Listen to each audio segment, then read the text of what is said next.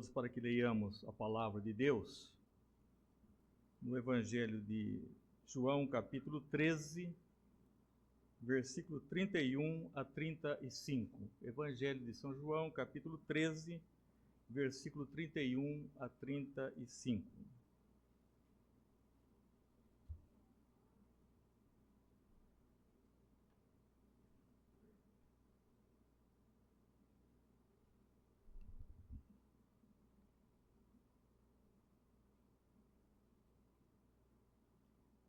João 13, 21 a 35. 21 a 30. João 13, 21 a 30. O traidor é indicado. João, capítulo 13, 21 a 30. Dita estas coisas, angustiou-se Jesus em espírito e afirmou: em verdade vos digo que um dentre vós me trairá. Então os discípulos olharam uns para os outros, sem saber a quem ele se referia. Ora, ali estava conchegado a Jesus um dos seus discípulos, aquele a quem ele amava. A esse fez Simão Pedro sinal dizendo-lhe: pergunta a quem ele se refere. Então aquele discípulo, reclinando-se sobre o peito de Jesus, perguntou-lhe: Senhor, quem é? Respondeu Jesus: é aquele a quem eu der o pedaço de pão molhado. Tomou, pois, um pedaço de pão e, tendo-o molhado, deu a Judas, filho de Simão Iscariotes. E após o bocado, imediatamente entrou nele Satanás. Então disse Jesus: o que pretendes fazer, faze-o depressa. Nenhum, porém, dos que estavam à mesa percebeu que fim lhe dissera isto. Pois, como Judas era quem trazia a bolsa, pensaram alguns que Jesus lhe dissera: compra o que precisamos para a festa, ou lhe ordenara que desse alguma coisa aos pobres. E tendo recebido o bocado, saiu logo e era noite. Vamos ter uma palavra de oração ainda. E o nosso irmão presbítero Baltazar que faça a oração.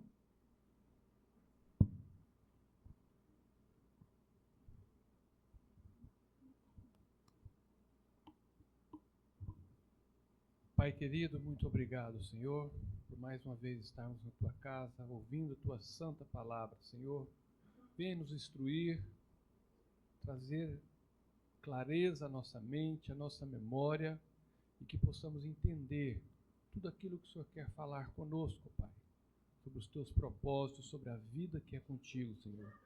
Nós queremos andar na Tua presença, em comunhão com o Senhor. Abençoe-nos, ó Pai, fale a cada um e transforme os nossos corações, para que possamos sermos sempre gratos ao Senhor e andarmos nos Teus caminhos, Pai. Nós te pedimos isso em nome de Jesus. Amém. Amém, Senhor.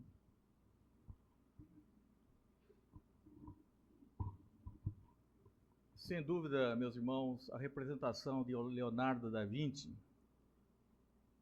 que capturou o momento num dos seus trabalhos, quando Jesus, dirigindo-se àqueles 12 homens que estavam com ele, disse: um de vós me trairá, um de vós me trairá. E eram os mais íntimos do seu ministério, com os quais havia convivido dioturnamente.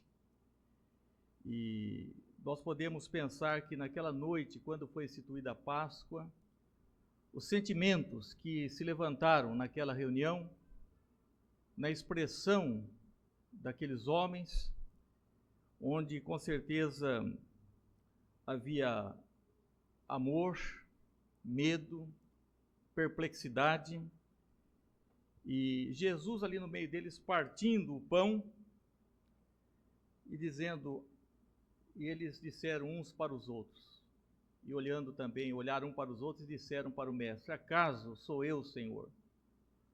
Acaso sou eu, Senhor? Nessa noite nós vamos falar um pouco sobre esse texto e vamos concluir a nossa palavra nessa noite com algumas considerações de ordem prática sobre a celebração do sacramento da Santa Ceia.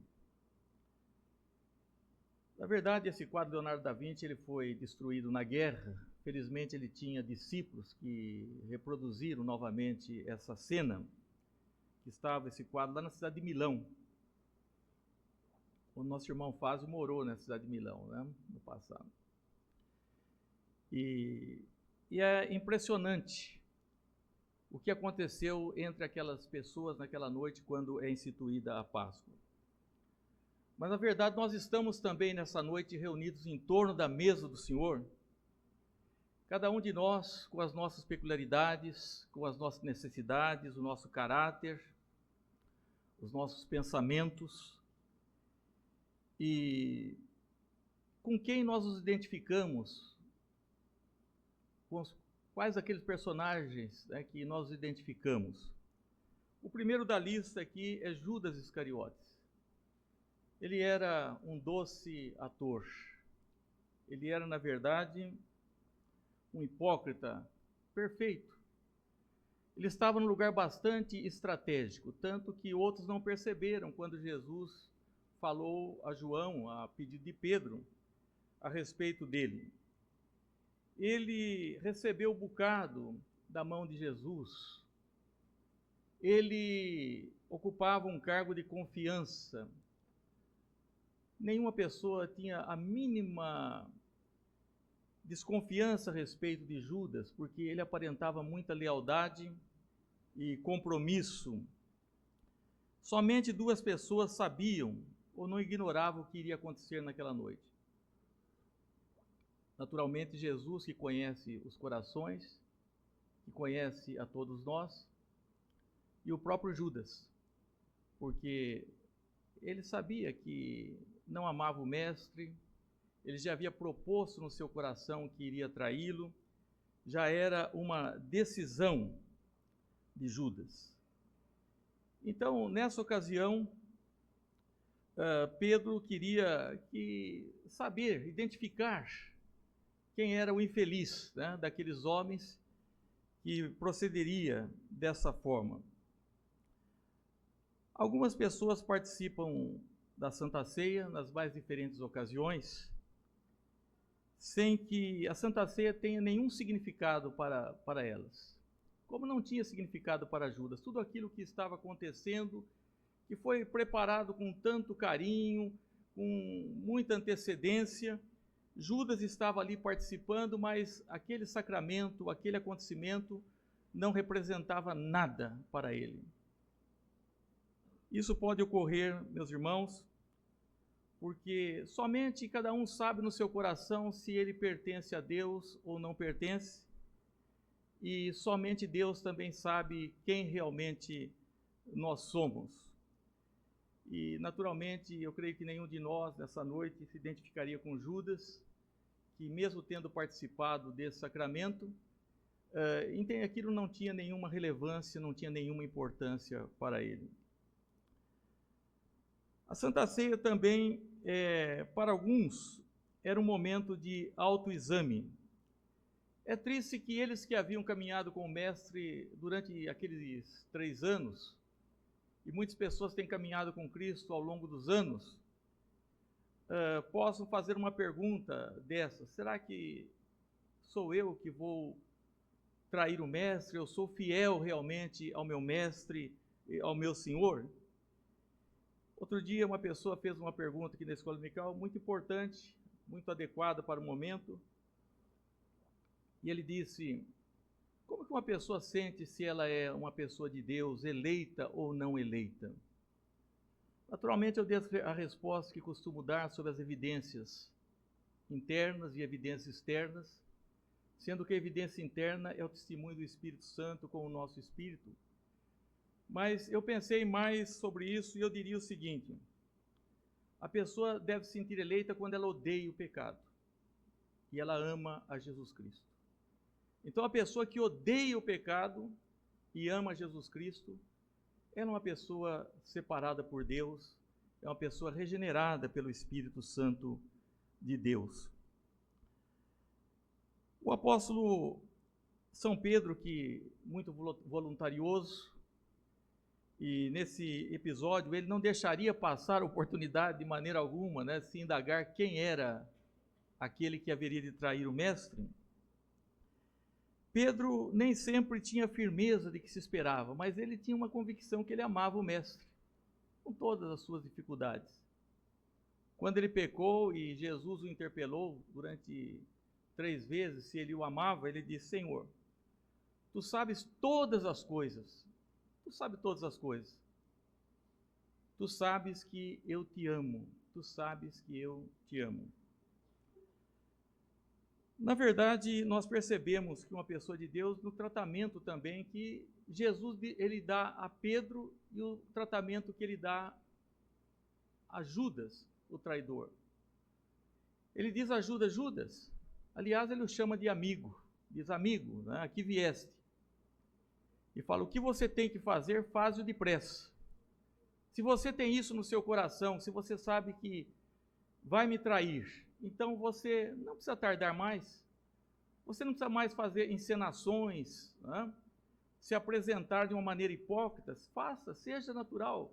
O que você tem que fazer, faz-o agora. E para Pedro é diferente. Quando Pedro negou a Cristo, quando ele encontra com Pedro, ele fala: olha, Pedro, né? Em outra ocasião ele diz assim: eu orei por ti, porque Satanás queria te peneirar. Peneirar é como abanar, né, o café, né, jogar, sacudir. O Satanás queria sacudir. Satanás, se ele puder fazer isso com uma pessoa, ele fará. Não tem a menor dúvida que ele quer realmente sacudir a nossa vida, a vida da nossa família, a vida de uma igreja. Ele falou: Satanás queria fazer isso com você, Pedro, e eu orei por ti, para que a tua fé não desfalecesse. É diferente como ele trata Judas. Você vai fazer isso, faz logo. E a Pedro: eu orei por ti, porque Pedro, na verdade, amava a Cristo.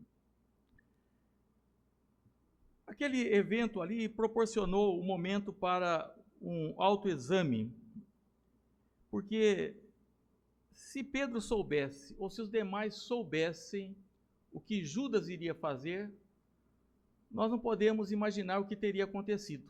Eles eram homens bravos, eles eram crentes, mas eram bravos, né?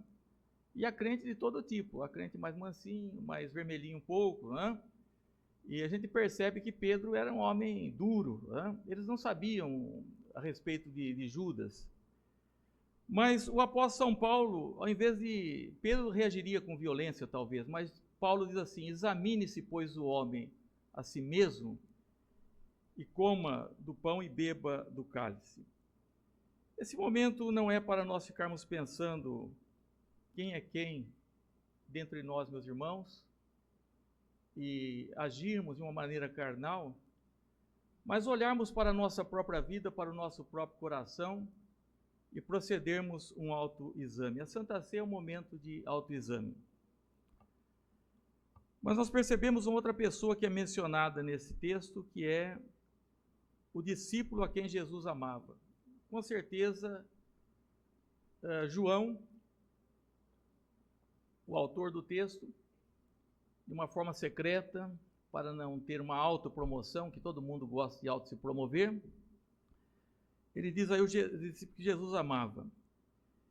E era tão forte o vínculo entre Jesus e João, e diz que Jesus amava aquele discípulo, e alguém pergunta: mas será que não amava os outros? Ou será que ele não amava os outros discípulos? Com certeza, ele amava todos. Mas João era aquela pessoa leal, firme, constante, que nunca abandonou o mestre. Quando todos fugiram, ele estava ali juntamente com algumas mulheres ao pé da cruz, a tal ponto que Jesus o encarrega de cuidar da sua mãe. E João jamais, eu creio que ele faria essa pergunta.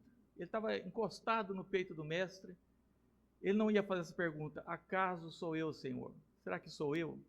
Ele tinha certeza que não seria ele.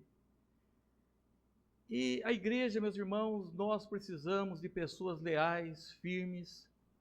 O mundo não precisa de pessoas fingidas, de pessoas que não sabemos de qual lado elas estão, mas precisamos de pessoas leais, pessoas que têm uma decisão, não sejam estáveis, E eu creio que a Santa Ceia é um dia de decisão. A Santa Ceia é uma pregação, ela apela mais para os nossos sentidos, não é? Mas é uma pregação, é uma proclamação e exige de nós uma decisão. A Santa Ceia é também um momento de lealdade, para nós pensarmos se temos sido leais a Jesus Cristo e à sua igreja. A pessoa que pensa que é possível ser leal a Cristo e não ser leal à igreja. Na verdade, eles eram em 12, e nós só vemos aqui nesse texto que lemos 3 nomes: Judas, João e Pedro. E os outros 9? Será que não eram leais? Eles foram leais, esses outros 9. Eles não abandonaram Jesus. E quando o cristianismo vai avançando, eles estão presentes nos diferentes lugares, mas depois que eles foram escolhidos, os nomes deles não aparecem tanto, ou quase não aparecem. Eu diria isso que é como num time de futebol, né? Todos jogam para a equipe. Há jogadores que são fundamentais. Um bom goleiro, um defensor, um volante. Mas alguns se destacam mais, principalmente aqueles que jogam lá na frente, né, Baltazar? Né? Mas na igreja é diferente, meus irmãos. Todos são importantes. Todos são importantes. Pedro sobressaía nesse sentido pela sua voluntariedade. João, por ser aquela pessoa calada, mas amável, resistente. Judas, destacando-se por uma qualidade negativa, né, por negativismo, traidor. Né? E também na igreja é assim, há muitas pessoas que não são estrelas da denominação, não são estrelas na igreja local, mas elas haverão de receber a sua recompensa pela sua fidelidade. E eu creio, meus irmãos, sinceramente, que esse é um tempo que exige de nós lealdade. Mas para muitos e para todos deve significar, acima de tudo, não com quem nós identificamos, mas o que a Bíblia diz, o que a Santa Ceia principalmente diz sobre o perdão. Toda mensagem deve ser centrada em Cristo, na sua obra e no perdão. Ele nos deu vida e os sinais sensíveis nos falam sobre essa vida. Nós podemos encontrar até uma cura para a nossa vida espiritual, para a nossa vida emocional, se participarmos adequadamente. Como podemos encontrar dificuldades para as nossas vidas se participarmos indignamente. E é por isso que o apóstolo Paulo diz: é por isso que há entre vós muitos fracos, muitos doentes e até alguns que já morreram. Porque não são capazes de enfrentar adequadamente quando se coloca diante de nós a mesa do Senhor. Vou lembrar do texto ao final, mas quero já fazer algumas considerações de ordem prática ou pastoral sobre a Santa Ceia. Daqui a pouco eu estarei caminhando aqui do púlpito para a mesa da comunhão. E quantas vezes fiz isso na minha vida, sendo que a maior parte das celebrações ocorreu nessa comunidade. Mas Calvino, ele quis que a Santa Ceia fosse celebrada semanalmente lá na igreja de Genebra. Todos os domingos fosse celebrada a Santa Ceia ou a Eucaristia. Eu estive pensando, meus irmãos, que se nós celebrássemos semanalmente a Santa Ceia, o púlpito dessa igreja e todas as igrejas que celebrassem, como há muitas igrejas que celebram semanalmente, os sermões seriam diferentes. Não só no seu desenvolvimento, mas na sua conclusão. Eles caminhariam para aqueles temas principais do cristianismo, para os temas principais, porque temos ouvido tantas coisas que não são de ordem prática, mas não são realmente as mais necessárias. Na singeleza dessa cerimônia, o que nós teremos? Os elementos diante de nós, Normalmente a leitura de 1 Coríntios 11, de 23 a 29, quando Paulo recebeu do Senhor, diz: o que eu recebi do Senhor, né, isso também vos entrego. Os elementos físicos e a leitura que dá uma autoridade e uma explicação sobre esse sacramento. Mas eu creio que agora é um tempo de nós confrontarmos as pessoas sobre a realidade do relacionamento com Jesus Cristo. Porque o sermão, as pessoas aguentam ou suportam até com uma certa indiferença. Mas a hora que começar a passar o cálice, passar o vinho, terão que tomar uma decisão no seu coração. Participarei, não participarei, quando participarei. E sabem que precisam tomar uma decisão, que não ficarão indiferentes quando é oferecido o pão e o vinho consagrados. A desafiarmos também nessa ocasião a nossa religiosidade. Se a pessoa vai comparecer com incredulidade ou cheio de méritos. E dizer: não, eu sou digno de participar da mesa, né, pelos meus méritos, porque eu tenho as minhas qualidades, né? Meus irmãos, Santa Ceia é o momento quando as pessoas cansadas podem ser reavivadas, fortalecidas e também podem tomar uma decisão e podem inclusive serem curadas. Porque muitas das nossas doenças estão ligadas ao nosso coração, que é enganoso e um coração perverso. É um tempo de autoexame e de mudança de vida.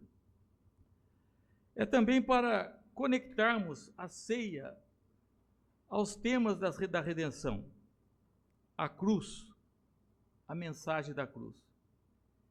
E quais os temas que nós temos para falarmos em ocasiões como essas? Lembrarmos da Páscoa, por exemplo, quando os israelitas foram salvos da escravidão de Faraó e como nós somos libertos da escravidão do pecado.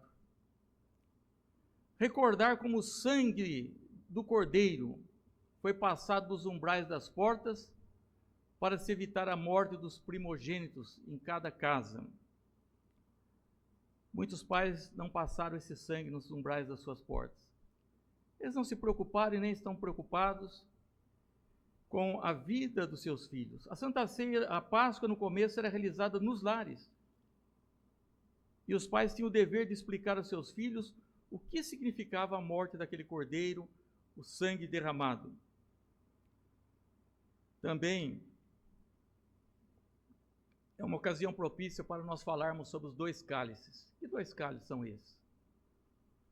O cálice que é oferecido por Jesus no banquete, que era uma refeição, uma alegria, e o cálice lá do jardim do Getsêmani, quando ele disse ao Pai: Pai, se possível, passe de mim esse cálice. Mas ele tomou esse cálice até o fim, até a última gota. É o tempo de falarmos desses dois cálices e falarmos também das bodas do Cordeiro, das bodas do Cordeiro. Nós encontramos o versículo no livro de Apocalipse que diz assim: escreve: bem-aventurado aqueles que são chamados à ceia das bodas do Cordeiro, e acrescentou: são estas as verdadeiras palavras de Deus. Quando Jesus disse que ele não tomaria mais aquele cálice com eles, mas os tomaria no seu reino. E a ceia em si já é uma história completa da redenção. Nós olhamos para o passado, aqui na mesa da Santa Ceia está escrito aí: memória de mim. Então nós olhamos o que Cristo fez por nós, a sua morte vicária. Nós olhamos para a frente, ele diz: porque todas as vezes que vocês comerdes o pão e beberdes o vinho, anunciais a morte do Senhor até que ele venha. É a parousia, quando ele voltará em glória. E olhamos, meus irmãos, para o presente, quando estamos aqui. Não só aquele ato dele morrer por nós, não só essa bendita esperança que nós temos desse encontro com Cristo, mas estamos olhando agora nesse momento, contextualizando, no sentido de que, assim como Israel estava no deserto carente do maná, nós também estamos aqui nos alimentando, significando maná espiritual. Jesus Cristo é o maná que desceu dos céus, para que sejamos fortalecidos na nossa jornada. Oração do nosso irmão, reverendo Nelson, veterano servo de Deus, sentindo as dificuldades que tem atingido a todas as famílias, o nosso país, não é? Que nós precisamos ser revigorados na fé para caminharmos vitoriosos. Nós precisamos desse alimento. E o vinho é a bebida para os nossos lábios ressequidos, para as nossas almas secas.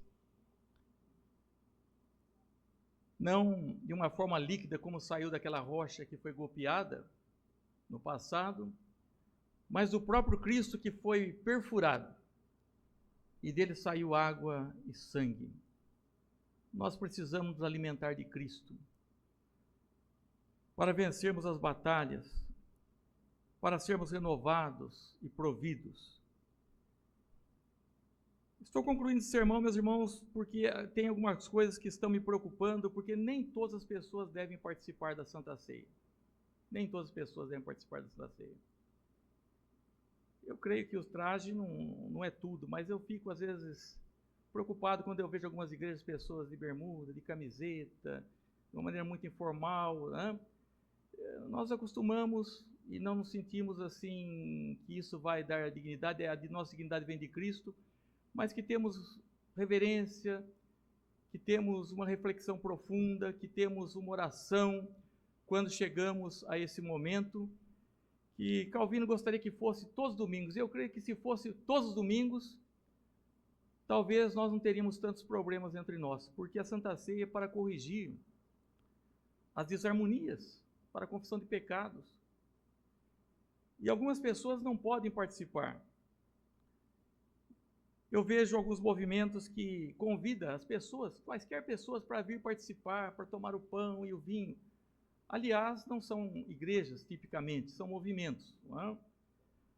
Porque quando Jesus pregou o Evangelho, ele não fez distinção, ele convidou a todos. Mas quando ele celebrou a Santa Ceia, ele chamou os seus. Não é? Ele chamou os seus discípulos, seus apóstolos, se assentou com eles, porque a mesa do Senhor, ela deve ser protegida, ela deve ser cercada. Isso deve começar por nós mesmos, pelo nosso autoexame, mas também pela igreja. Porque a Santa Ceia é uma comemoração e é uma comunhão. Como a pessoa vai comemorar a morte, com fé e amor, a morte de Jesus Cristo, né? Ou como que ela vai falar em comunhão se ela não está unida a Cristo, ou se ela não quer pertencer à igreja, ou se ela não quer estar unida com os seus irmãos, com o povo de Deus? Então, ela não deve participar e ela não é elegível para participar da mesa do Senhor. Não deve participar da mesa do Senhor os não crentes, porque o apóstolo Paulo diz: quem come e bebe sem discernir o corpo, bebe juízo para si, Também não deve participar aqueles que o fazem de maneira indigna. E por isso, para que não aconteça, nós somos instados ao autoexame. E pedir que não só nós procedamos o nosso exame, mas orando como salmista: sonda-me, ó Deus, e prova o meu coração, vê se há em mim algum caminho mau, e guia-me pelo caminho eterno. E precisa de arrependimento. Pessoas que trazem ódio para com seu próximo, maldade, que fazem comentários desairosos, malévolos, não devem participar da ceia do Senhor, se não estiverem dispostos ao arrependimento. Se estiverem dispostos ao arrependimento, devem participar. Isso é muito mais sério do que nós pensamos, é que as coisas vão se tornando muito populares. Mesmo na entrega da oferta, e eu tive um membro de uma igreja que se revoltou e deixou a comunidade em certa ocasião, se levantou contra mim, me denunciou no conselho, simplesmente que eu disse que a pessoa, antes de entregar a oferta, vai reconciliar com seu irmão. E ela não queria reconciliar. Ela não queria de maneira nenhuma. Né? E a Santa Ceia, eu creio que também há uma equivalência nesse sentido. Se nós não queremos ter comunhão, porque não é só a nossa comunhão com Cristo, é a nossa comunhão uns com os outros. Nós não queremos, às vezes, ser igrejas saudáveis. E por isso nós não somos abençoados. Por isso pode surgir tantos problemas na nossa vida, na nossa saúde. Quem sabe que Deus queira nos disciplinar e queira nos ensinar algumas coisas e nós não percebemos. Então não deve participar aqueles que não indignamente e que não querem reconciliar com seu irmão. E para participar dignamente, não é? Essa pessoa tem que então entender que é preciso também tomar um cuidado com os crentes que são fracos de consciência. Daí eu não posso, eu não sou digno, né? E uma vez nós fomos celebrar a Santa Ceia de uma pessoa que ela não chegou a congregar conosco.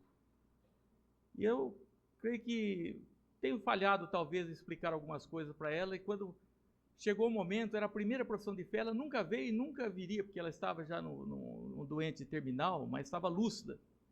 Ela tremia tanto, falou, não, eu não posso participar, né? Eu não posso participar. Naturalmente, essa pessoa causou a nós uma boa impressão, mas ela precisava de uma orientação.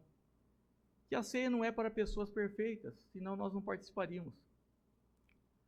Nós temos que entender que o que nós oferecemos a Cristo foi o nosso pecado, e Ele ofereceu a nós a sua justiça. Houve uma permuta, houve uma troca. Nós somos dignos no sentido de que Ele se fez digno por nós, Ele realmente merece e Ele nos convida. Mas é um sacramento que deve despertar em nós, estimular sentimento de fé, de amor, de correção, e nós entramos então em fraqueza. É esse sentimento que nós estamos, nós somos fracos.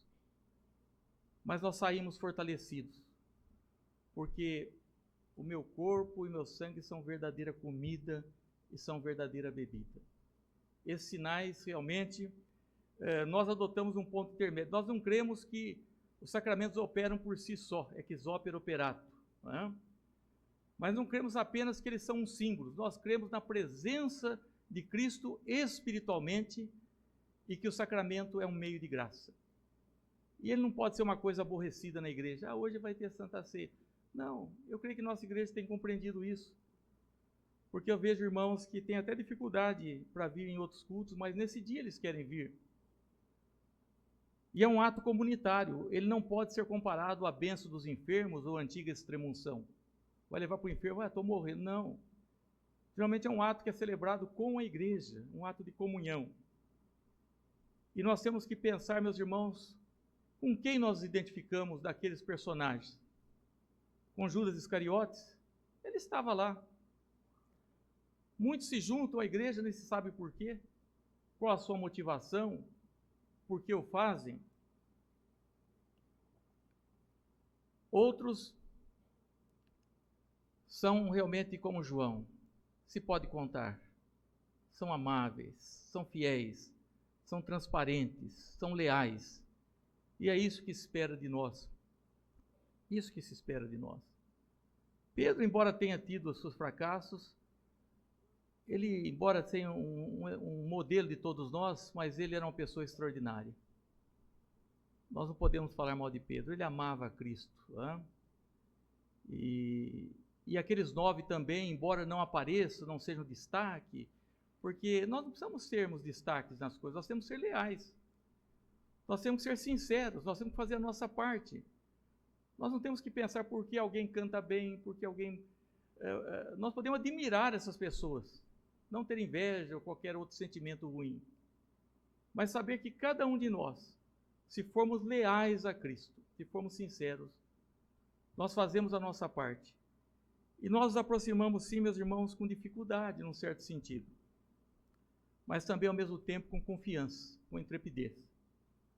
Porque nós cremos que o sangue de Cristo nos purifica de todo pecado. E se a palavra de Deus diz isso, há uma oração, entre as orações, uma que Deus nos responde, é quando nós pedimos perdão por algo que nós já fomos perdoados.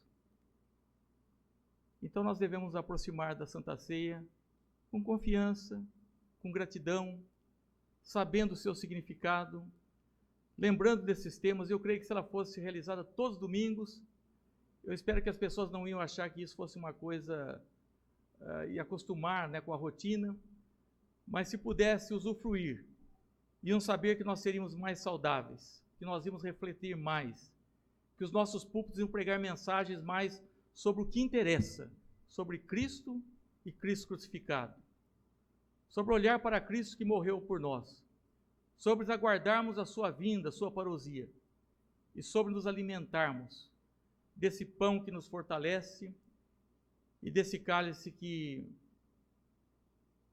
nos tira a sede, né, da nossa alma tão ressequida. Nós precisamos ser alimentados do corpo e do sangue do Senhor. Que Deus nos abençoe.